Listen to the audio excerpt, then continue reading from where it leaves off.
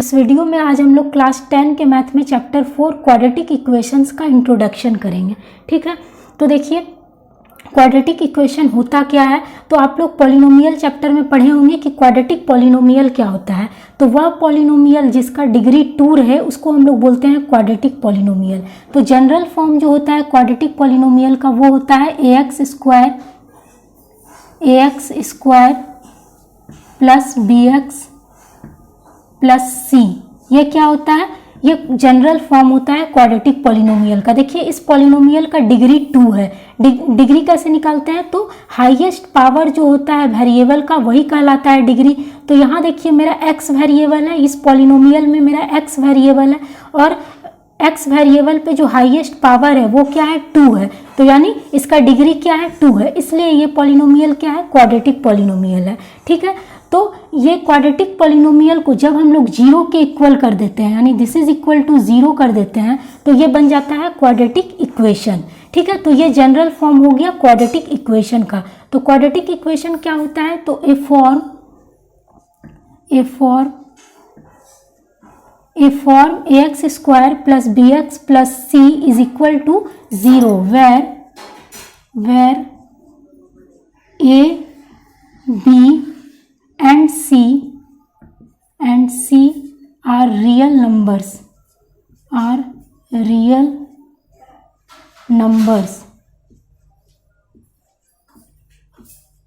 ठीक है, such that, इस तरह से कि such that a can not be equal to 0। a कभी भी 0 के इक्वल नहीं होता है, क्योंकि अगर a 0 के इक्वल हो जाएगा तो ये पूरा टर्म मेरा 0 हो जाएगा। तो बचेगा क्या, bx plus c is equal to 0, यानी कि ये क्या हो जाएगा, लीनियर इक्वेशन होगा, क्वाड्रेटिक इक्वेशन तब नहीं रहेगा।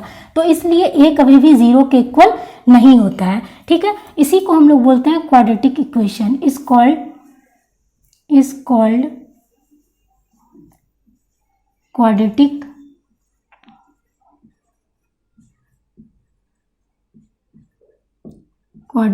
इक्वेशन।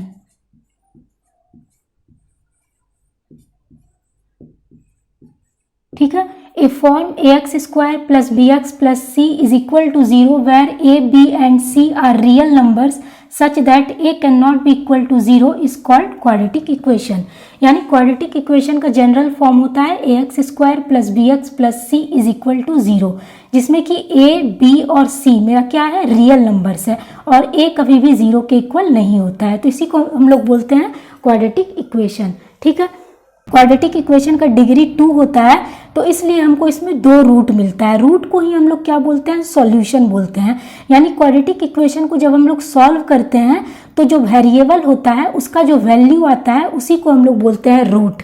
ठीक है, तो और जैसे आप लोग पढ़े हैं पॉलिनोमियल में हम लोग जीरो निकालते थे, जीरोज निकालते थे ना पॉलिनोमियल में, तो जीरोज और रूट सेम चीज़ है। ठीक है, तो क्वाड्रेटिक इक्वेशन में हमको 2 रूट मिलता है, तो it has 2 roots. Quadratic equation में 2 रूट्स होता है। ठीक है, जिसको हम लोग सॉल्यूशन भी बोलते हैं, रूट्स को हम लोग सॉल्यूशन भी बोलते हैं, सॉल्यूशन। ठीक है, से मान लेते हैं कि अल्फा और बीटा मेरा 2 रूट है, अल्फा एंड बीटा। ठीक है, इट हैज़ 2 रूट्स, जिसको हम लोग सॉल्यूशन भी बोलते हैं रूट्स को, से अल्फा एंड बीटा। मान लेते हैं ये जो क्वाड्रेटिक इक्वेशन है ax square plus bx plus c is equal to 0, इसका मान लेते हैं 2 रूट है क्या, अल्फा और बीटा। ठीक है, तो सम ऑफ द रूट्स निकालने का जो फॉर्मूला होता है, सम ऑफ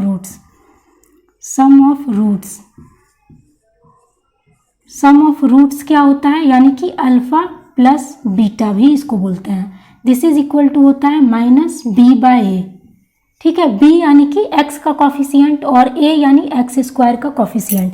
ठीक है, तो सम ऑफ रूट्स क्या होता है, सम ऑफ द रूट्स निकालने का फॉर्मूला यानी alpha plus beta is equal to minus b by a होता है। और प्रोडक्ट ऑफ द रूट्स क्या होता है, प्रोडक्ट ऑफ रूट्स होता है, यानी कि alpha into beta is equal to होता है c बाय ए। ठीक है, c यानी कांस्टेंट टर्म और a यानी एक्स स्क्वायर का कोफिशिएंट। ठीक है, तो क्वाड्रेटिक इक्वेशन में हमको दो रूट मिलता है। ठीक है, मान लेते हैं अल्फा बीटा मेरा दो रूट है क्वाड्रेटिक इक्वेशन का, तो sum of roots is equal to होता है, सम ऑफ रूट्स यानी कि alpha plus beta is equal to होता है माइनस बी बाय, और प्रोडक्ट ऑफ रूट्स यानी alpha into beta is equal to होता है सी बाय। ठीक है, तो इस फॉर्मूला से मेरा सम ऑफ रूट्स और प्रोडक्ट ऑफ रूट्स निकल जाएगा।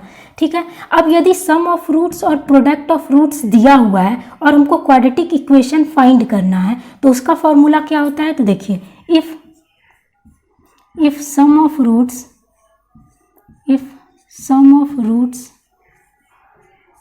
And product of roots are given. ठीक है, यदि सम ऑफ रूट्स और प्रोडक्ट ऑफ रूट्स गिवन दिया हुआ है यानी दिया हुआ है, देन क्वाड्रेटिक इक्वेशन क्या होगा, देन क्वाड्रेटिक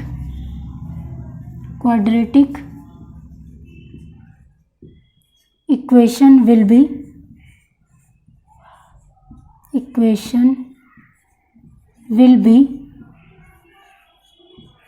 तो क्वाड्रेटिक इक्वेशन क्या हो जाएगा, क्वाड्रेटिक इक्वेशन निकालने का फॉर्मूला हो जाएगा x square minus sum of roots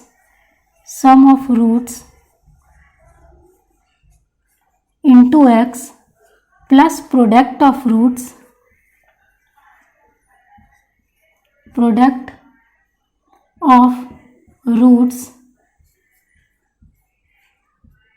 this is equal to 0। ठीक है, यदि सम ऑफ रूट्स और प्रोडक्ट ऑफ रूट्स दिया हुआ है तो क्वाड्रेटिक इक्वेशन निकालने का फॉर्मूला होता है x square minus bracket sum of roots into x plus product of roots this is equal to 0। इसको हम लोग इस तरह से भी लिख सकते हैं, is that x square minus sum of roots को हम लोग बोलते हैं अल्फा प्लस बीटा, ठीक है, into x plus product of roots यानी alpha into beta this is equal to 0।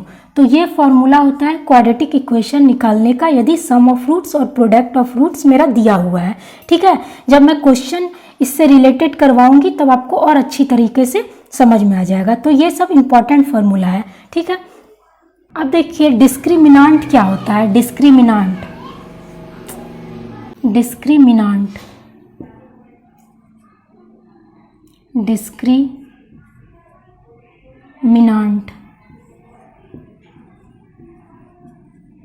ठीक है, डिस्क्रिमिनांट को हम लोग शॉर्ट फॉर्म में डी लिखते हैं। ठीक है, डी यानी कि डिस्क्रिमिनांट। तो डी निकालने का जो फॉर्मूला होता है वो होता है बी स्क्वायर माइनस 4ac। ये फॉर्मूला सब एक जगह नोट कर लीजिएगा, ये फॉर्मूला सब याद रखिएगा तो आराम से क्वेश्चन सॉल्व हो जाएगा। ठीक है, डिस्क्रिमिनांट यानी कि डी निकालने का फॉर्मूला होता है B square minus 4ac। B यानी कि एक्स का कॉफिशिएंट और ए यानी एक्स स्क्वायर का कॉफिशिएंट और सी यानी कांस्टेंट टर्म। ठीक है, तो ये डिस्क्रिमिनांट यानी डी निकालने का फॉर्मूला होता है। ठीक है,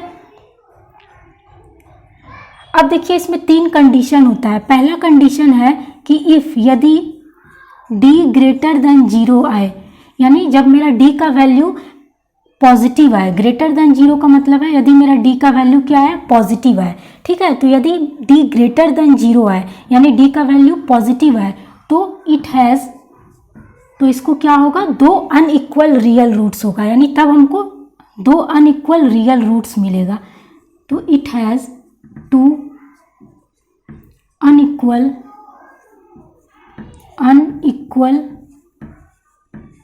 रियल रूट्स। ठीक है, इफ d ग्रेटर देन 0 यानी यदि मेरे d ग्रेटर देन 0 रहे यानी d का वैल्यू पॉजिटिव आए तो it has 2 unequal real roots, तो हमको 2 अनइक्वल रियल रूट्स मिलेगा। ठीक है, अब देखिए दूसरा कंडीशन है इफ यदि d इक्वल टू 0 आए यानी d का वैल्यू मेरा 0 के इक्वल आए। ठीक है, तो हमको क्या मिलेगा, 2 इक्वल रियल रूट्स मिलेगा। It has 2 equal real roots. ठीक है, रियल रूट्स, यदि d इक्वल टू 0 रहे तो हमको 2 इक्वल रियल रूट्स मिलेगा। ठीक है, और तीसरा कंडीशन है कि इफ़ यदि d लेस देन 0 रहे, यानी d का वैल्यू मेरा निगेटिव है, लेस देन 0 का मतलब है यानी d का वैल्यू निगेटिव है, तो हमको कोई भी रियल रूट्स नहीं मिलेगा। ठीक है, तो it has no real roots, तो हमको कोई भी रियल रूट्स नहीं मिलेगा। ठीक है, तो ये 3 कंडीशन होता है, इसको याद करना पड़ेगा। ठीक है, और बनाते बनाते आपको याद हो जाएगा। जब मैं क्वेश्चन सॉल्व करवाऊंगी तब ये सारा चीज़ यूज होगा, तब आपको और अच्छी तरीके से समझ में आ जाएगा। ठीक है, अब देखिए फॉर रियल रूट्स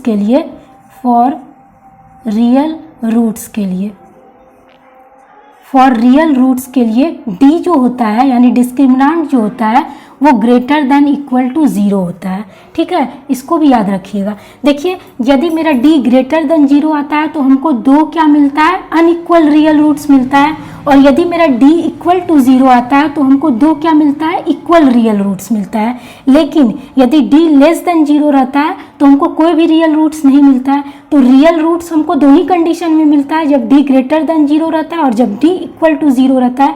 तो इसीलिए फॉर रियल रूट्स के लिए d क्या होता है, ग्रेटर देन इक्वल टू 0 होता है।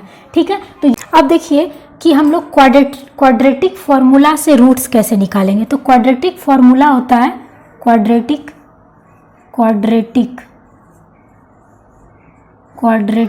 फॉर्मूला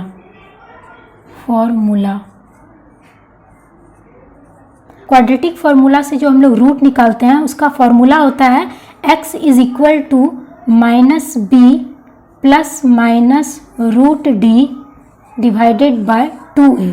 ठीक है, ये फॉर्मूला होता है, इसको हम लोग बोलते हैं क्वाड्रेटिक फॉर्मूला। तो इस क्वाड्रेटिक फॉर्मूला से हम लोग रूट निकाल सकते हैं। ठीक है, तो यदि आपको वीडियो ये यूज़फुल लगी, समझ में आई, तो इस वीडियो को लाइक करें और चैनल को भी सब्सक्राइब करें। और मैं जो जो चैप्टर करवा चुकी हूँ उसका लिंक मैं डिस्क्रिप्शन में डाल दूँगी, वो वहाँ जाके आप चेक कर सकते हैं। ठीक है, थैंक यू।